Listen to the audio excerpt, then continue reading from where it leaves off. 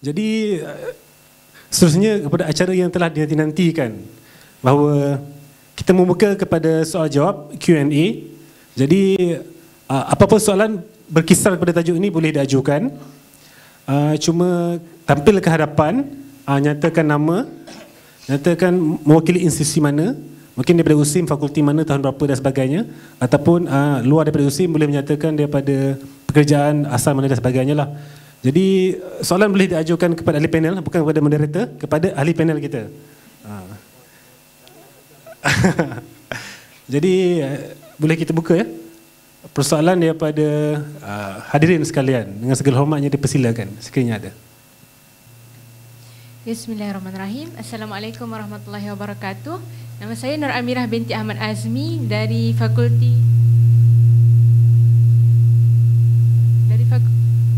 Fakulti Syariah Undang-Undang tahun 2.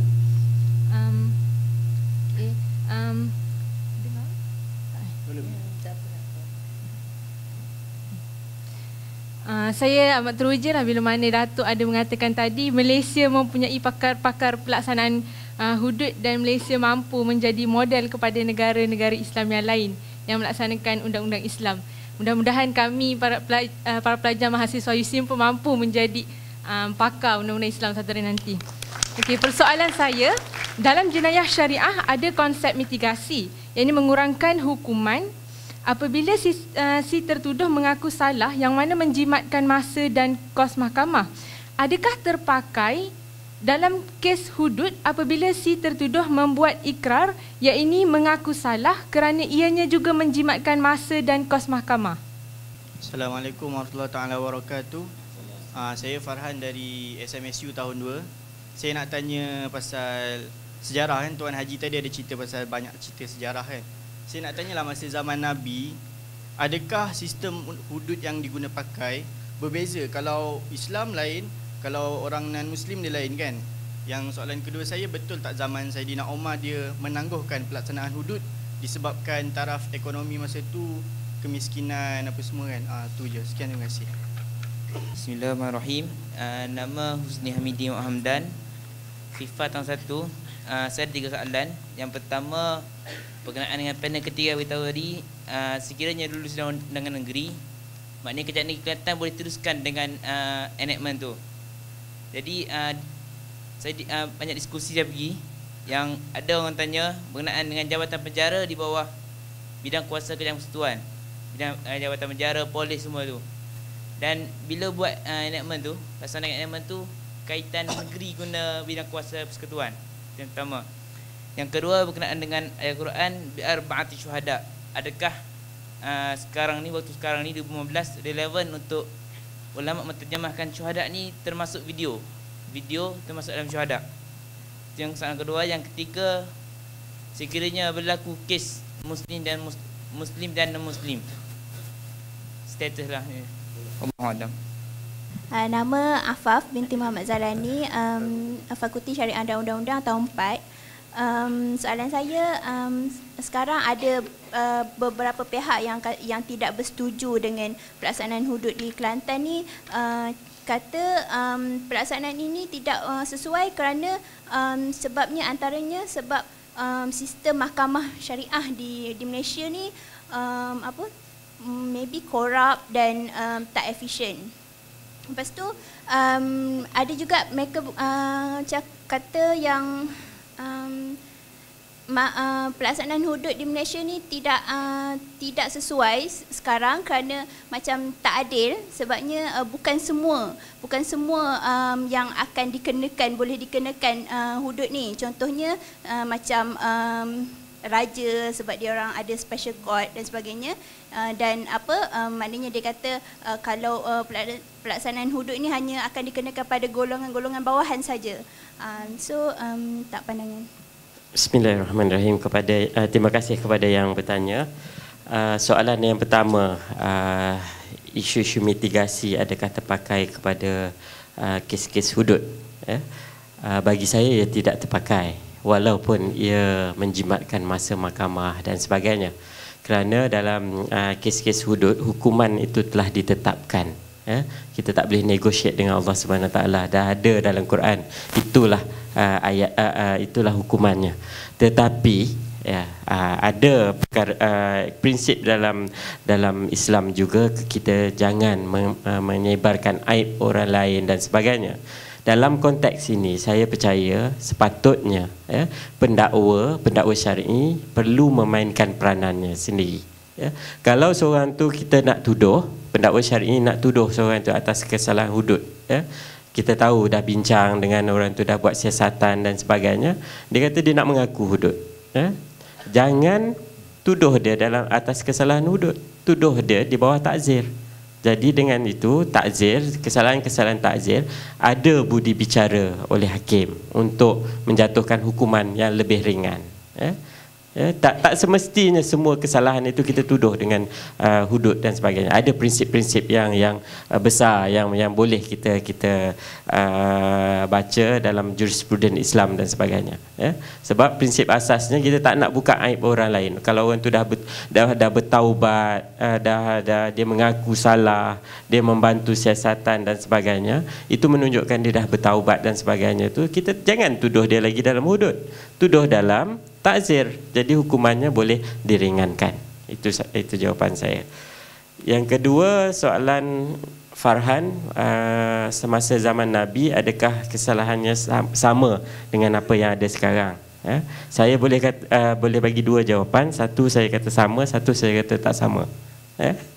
Yang tak sama dulu, yang tak samanya sebab zaman Nabi, zaman Rasulullah sallallahu alaihi wasallam tak ada enactment, tak ada akta, tak ada undang-undang keterangan, tak ada apa-apa. Apa-apa masalah kita rujuk kepada Nabi. Itu final judge.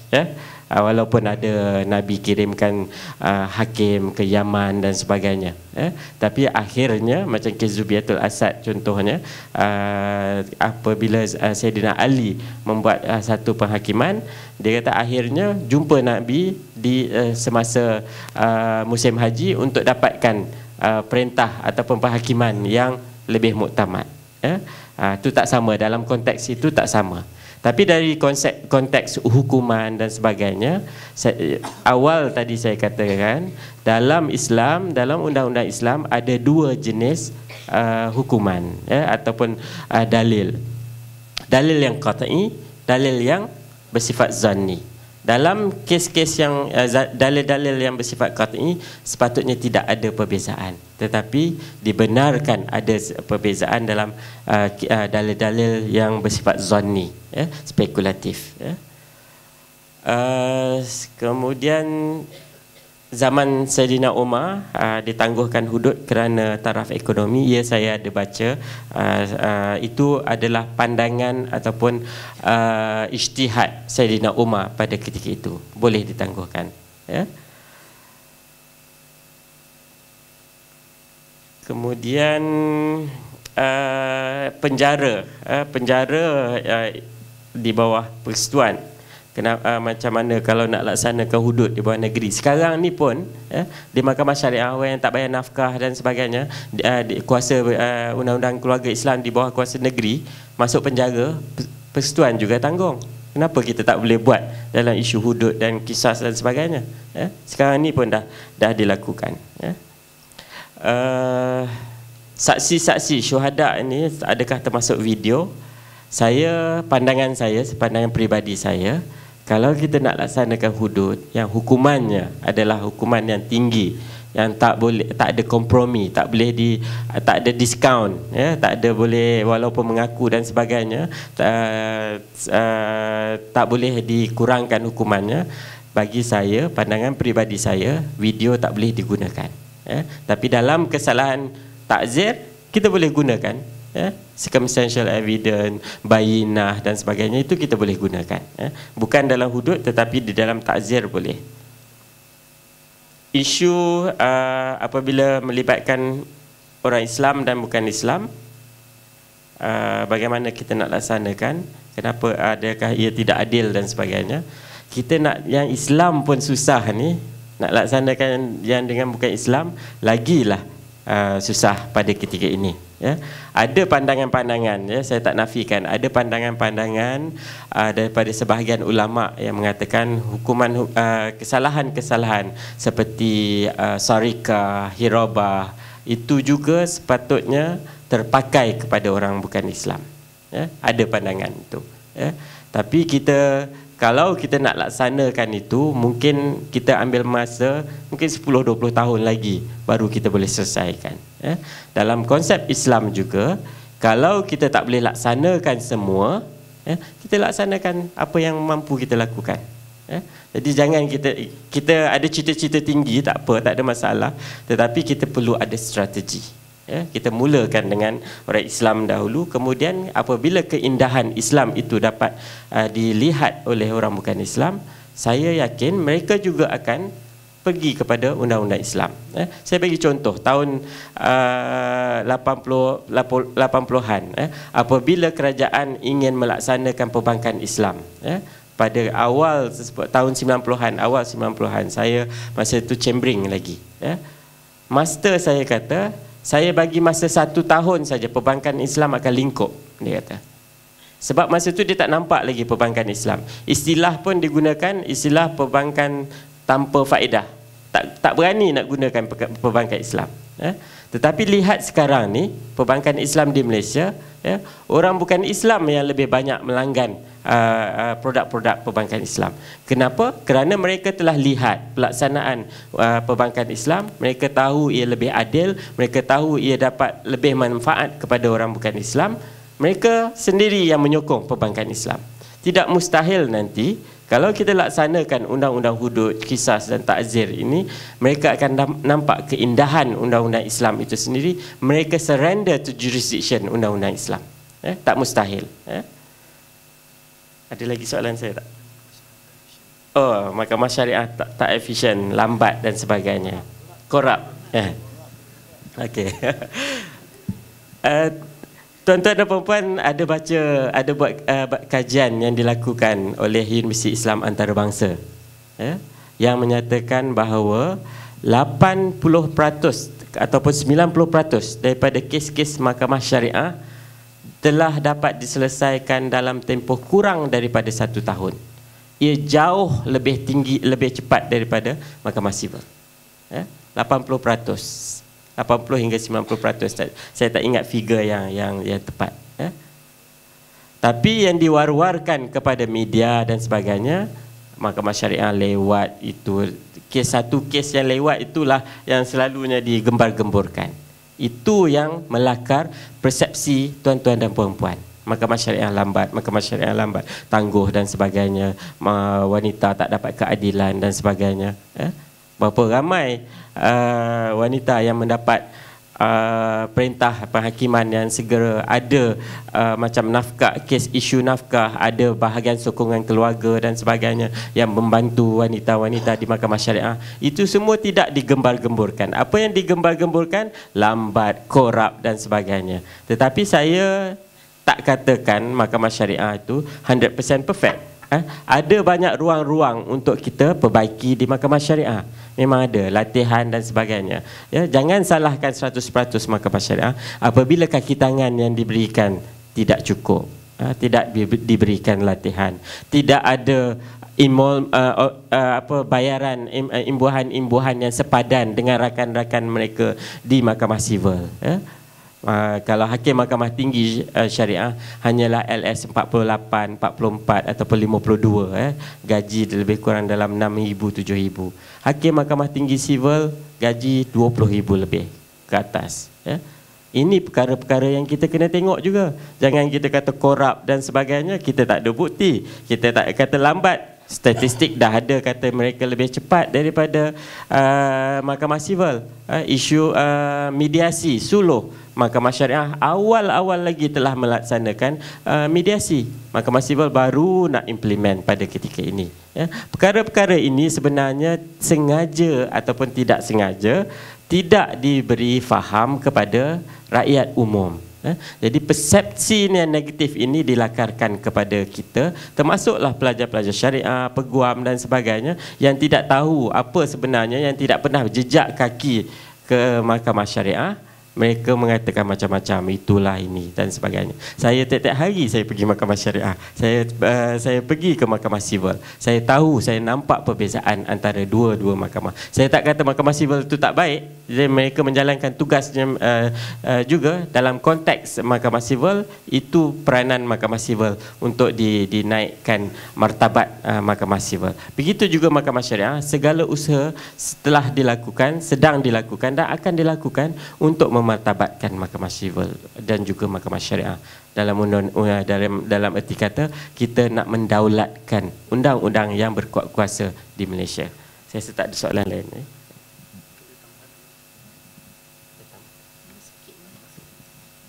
Bismillahirrahmanirrahim. Saya tambah sikit sajalah sebab pengalaman dengan pelajar di universiti tentang perkataan mitigasi itu, saudari Nur Amira.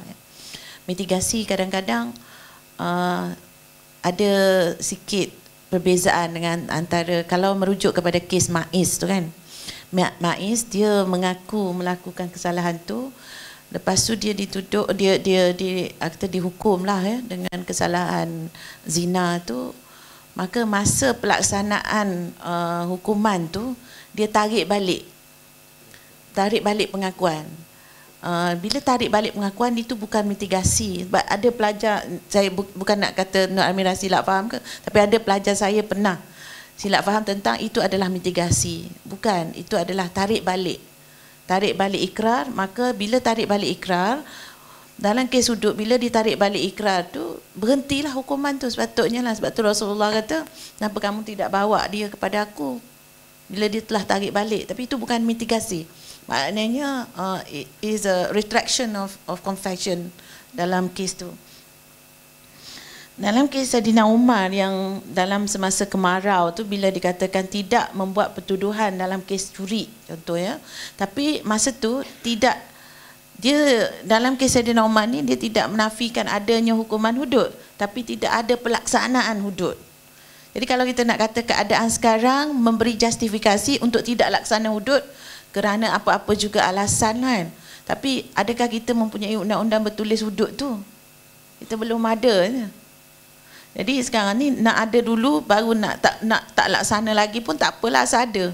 Itu katanya kan. Jadi orang ni tak faham lah, bila kata ada, kena laksana semualah.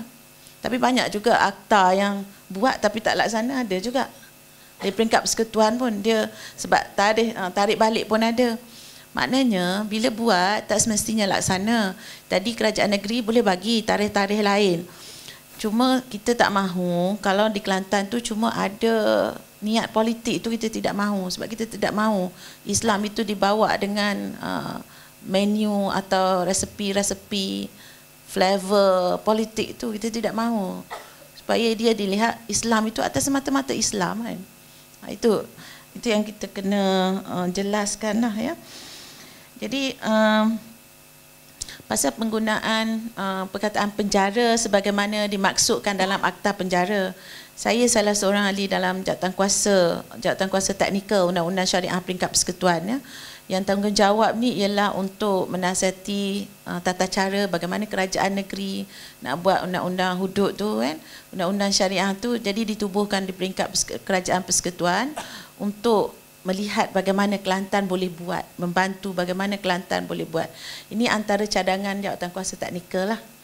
Cadangan kami dan jawatan kuasa teknikal untuk letakkan definisi penjara tu, penjara sebagaimana yang ditafsirkan di bawah Akta Penjara.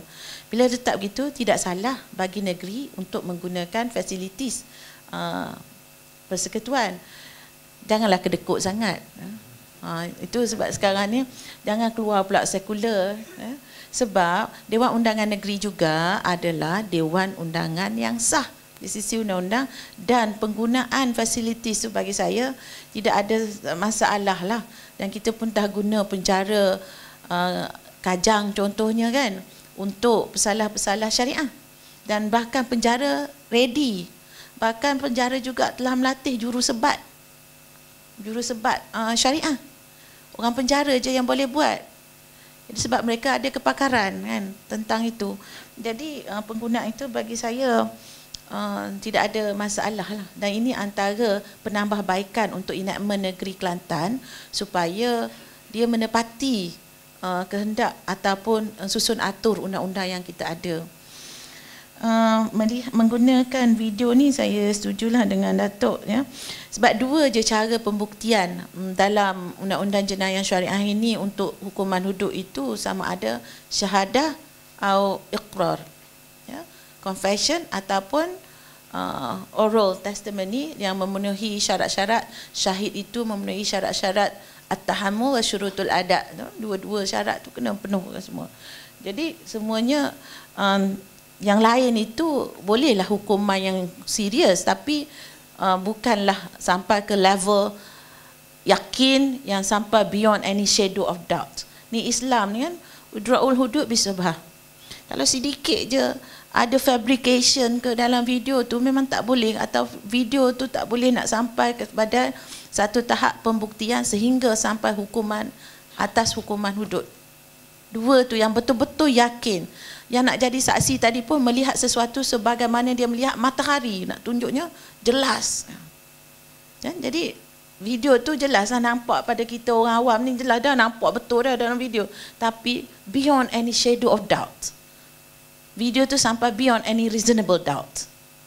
Itu kemajuan teknologi semua kan, dia kata kenapa ada video pula kat situ? Ada orang mengintip, ada tak betul dah. Ya, jadi itu sesuatu yang tidak boleh, sebab hudud ni tidak mahu mencari salah orang. Hudud ni untuk menahan orang menjaga diri je. Menjaga diri ni bukan untuk mencari salah orang. Jadi ni tidak sesuai kerana raja tidak terpakai ke atas raja. Nak tambah Datuk sikit tadi.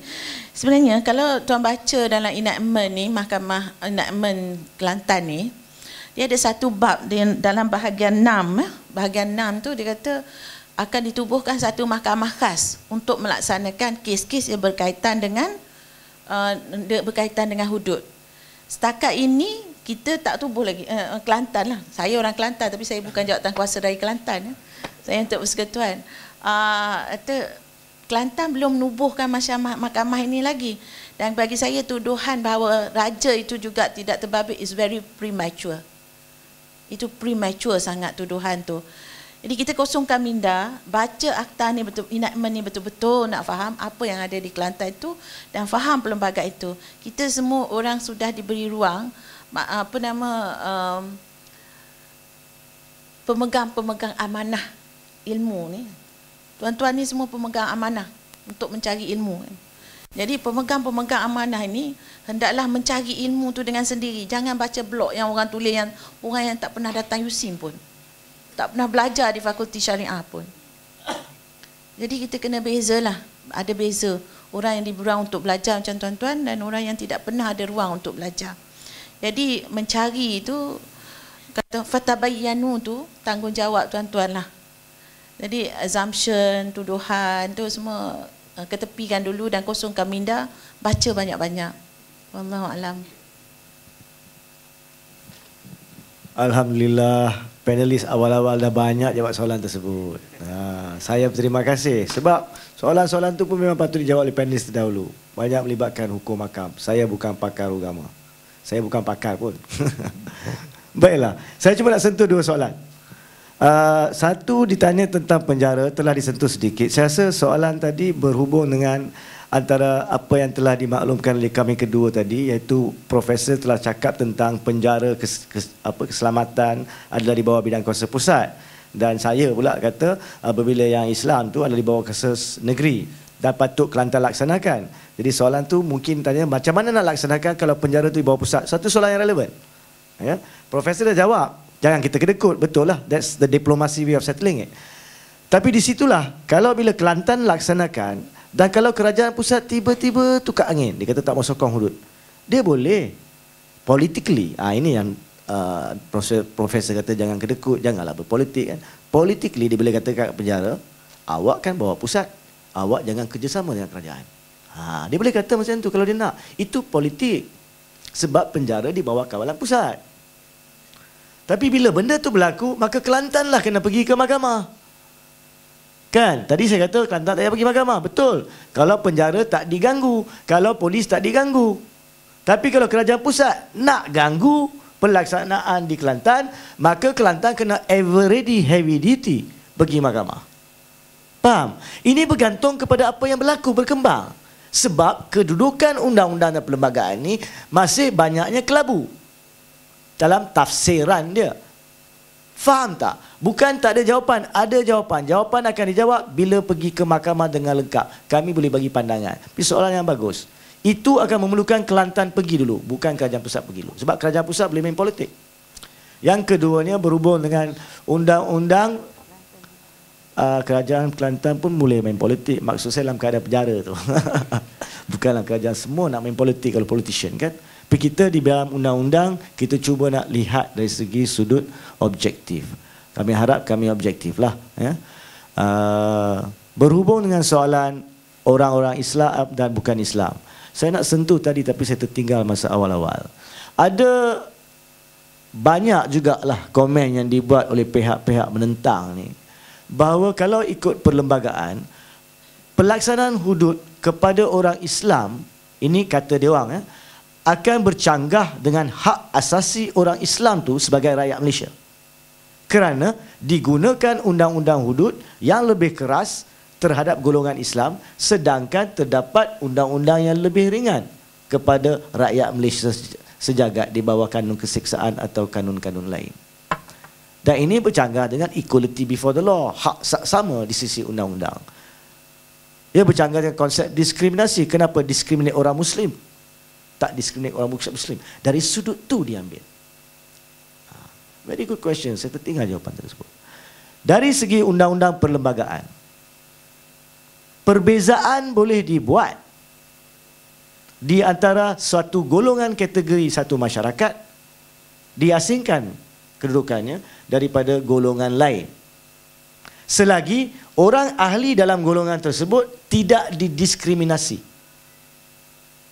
Ada kes dia pun, iaitu zaman dana harta dulu kan, masa tahun 1997 saya dah wujud, saudara-saudari mungkin tak wujud lagi. Masa tahun-tahun tersebut, masa tu kan ekonomi Malaysia jatuh.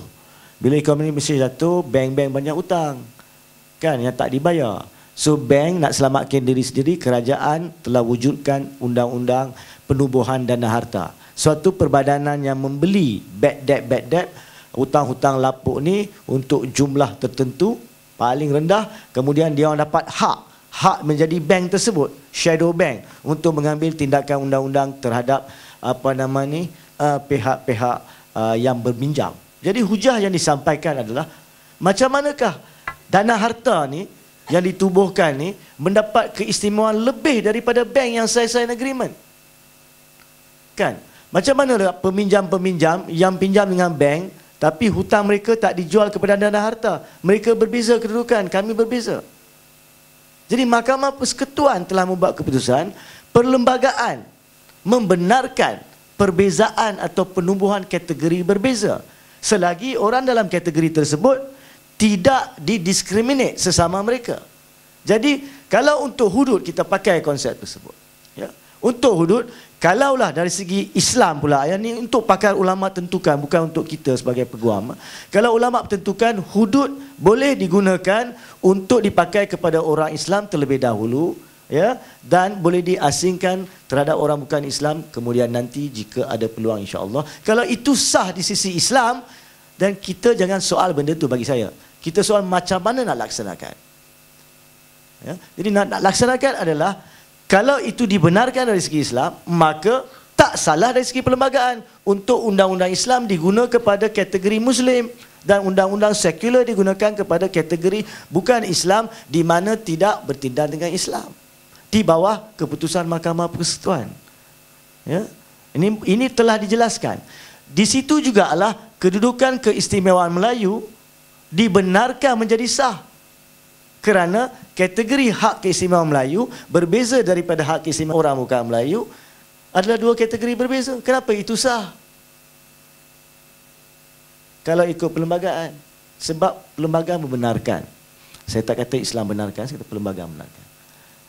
Saya harap saya dah jawab soalan terakhir tersebut, tapi Allahuakbar.